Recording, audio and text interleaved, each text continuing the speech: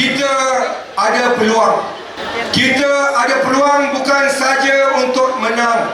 Kita ada peluang untuk hantar mesej yang jelas kepada pucuk pimpinan negara bahawa bangsa Johor, Melayu, Cina, India, orang asli, kita tidak rela ditipu. Bangsa Johor tidak rela ditipu lagi. Di Johor ini kita menghadapi pelbagai masalah, tetapi perkara itu tak disebut. Mereka lagi suka serang saya. Macam-macam dia kata. Dia kata saya budak-budak, mentang-mentang saya nampak muda.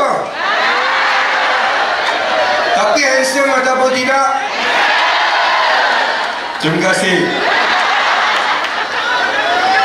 On. Dia kata saya sombong.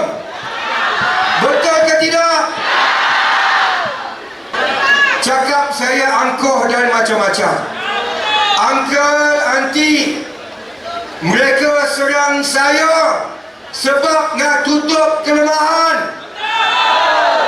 Sebab mereka dah janjikan kepada pengundi-pengundi di Johor. Dia janji bila menang harga minyak akan sudah turun ke belum?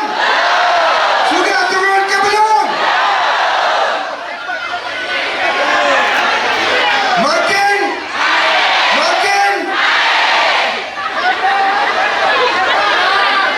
dia janji tol percuma. Sudah percuma ke belum?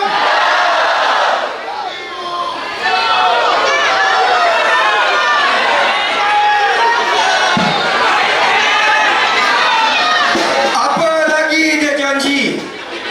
PTN tak perlu.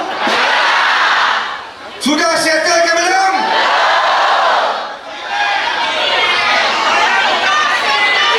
Dia kata dia nak hapuskan GST.